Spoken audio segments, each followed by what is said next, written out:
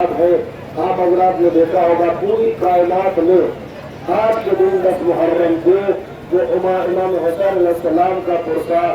اور امام حسین علیہ السلام کے غم میں ماتم کرنے کے لیے اکٹھا ہوتے ہیں، یہ کیا ہے؟ آپ نے اس حقیقت کو کبھی محسوس کیا؟ یہ تمام کے تمام آتنکواد کے خلاف لوگ کھڑے ہوتے ہیں۔ امام حسین نے بھی آتنکواد کے کھڑے ہو کر یہ آواز دی کہ دیکھو چاہے سر کٹے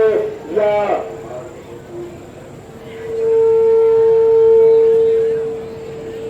السلام نے اپنا گھر چھوڑ کر اور اپنا تمام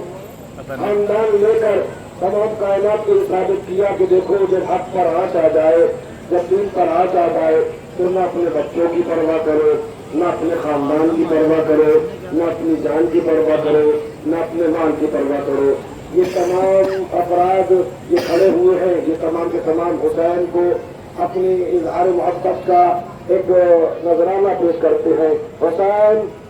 اگر کربلا میں ہم ہوتے تو آپ کے ساتھ یزید کے ساتھ جنگ کرتے، اے امام حسین اگر ہم ہوتے تو ہم اپنی جان کا نذرانہ پیش کرتے۔ تاریخ بتاتی ہے کہ جب کربلا کے میدان میں امام حسین اپنا لشکر لے کر پہنچے، 2 محرم کو وارد کربلا ہوئے، خیمے لگائے گئے اور خیموں کو لگانے کے بعد جب اہل حرم خیموں میں گئے ہیں تو ایک ہوا چلی کہ جس کے سبب گرد و غبار زینب کے سر پر آئی۔ ایک مرتبہ زینب چیخ کی آواز دیتی ہے، بھیا یہاں پر مجھے اچھا محسوس نہیں ہوتا ہے، مجھے کچھ عجیب سا محسوس ہوتا ہے، جب سے میں آئی ہوں کئی بار میرے سر کی ردا گر گئی ہے، کئی بار ایسی آندھیاں چلی ہے کہ جس نے میری سر کی ردا کو ہٹا دیا ہے۔ اے بھیا جب سے ہم آئے ہیں پس خیمہ کوئی بیوی ہے جو آپ کا نام لے کر بار بار کہتی ہے، ہائے میرا غریب حسین، ہائے میرا مظلوم حسین۔ تاریخ کے ذکر یہ ہے کہ جب صبح عاشور نمودار ہوئی، حسین نے اپنے انصاروں کی قربانی پیش کرنا شروع کی، اور جب انصار کام آ چکے تو پھر بنی ہاشم کے جوانوں نے اپنے آپ کو حسین کی خدمت میں پیش کیا۔ آقا ہمیں رن کی اجازت چاہیے، آقا ہمیں مرنے کی اجازت چاہیے۔ ایک ایک جوانی جاتا رہا، قربانی پیش کرتا رہا۔ تاریخ کے ذکر یہ ہے کہ جب کوئی نہ رہا تو امام حسین رخصت آخر کے لیے آئے، آواز دے رہے تھے، اے اہل حرم خدا حافظ، اے زینب خدا حافظ، اے رقیہ خدا حافظ۔ اب جملہ سنیے گا، جیسے ہی رخصت کے لیے حسین آئے اور خدا حافظ کہہ رہے تھے، زینب نے کہے گلے میں باہر ڈال کے ایک جملہ کہا، بھیا اگر اجازت ہو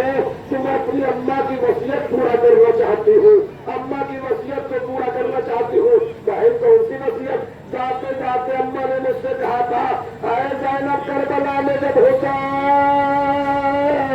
رخصت آخر کے لیے آئے تو میرے حسین کے گلے کے بوسے لینا، اس لیے کہ میرے حسین کے سوکھے گلے پر شمر کا کل خنجر چلے گا۔ حسین کے گلے میں مہر ڈال کر زینب نے بوسے لینا شروع کیے، اور جب بوسے لے کر زینب فارغ ہوئی تو ایک مرتبہ تڑپ کے میرا مظلوم امام کہتا ہے، زینب تم نے اپنی ماں کی وصیت پوری کر لی، مجھے بھی اماں کی وصیت پوری کر لینے دے، ذرا بازوؤں سے ردا ہٹا دو، ذرا بازوؤں سے ردا ہٹا دو۔ جاتے کہتے اماں نے فرمایا تھا، حسین کربلا میں رخصت کے بعد میری زینب کے بازوؤں کے بوسے لینا، اس لیے کہ میری زینب کے بازوؤں میں رسم باندھی جائے گی۔ تاریخ کے ذکر یہ ہے کہ حسین رخصت ہوئے، اور رخصت ہونے کے بعد میدان کربلا میں پہنچے۔ آخری جملے میدان کربلا میں پہنچے، آواز غیبی آئی، یا ایتھا النفس المطمئنہ ارجعی الی ربک راضیۃ مرضیہ فادخلی فی عبادی وادخلی جنتی۔ تاریخ کہتی ہے کہ جیسے ہی آواز کا آنا تھا، حسین نے تلوار کو نیام میں رکھا، بکھری ہوئی فوج سنتی۔ شاعر کہتا ہے، لاشوں پر لاش لا چکے بسے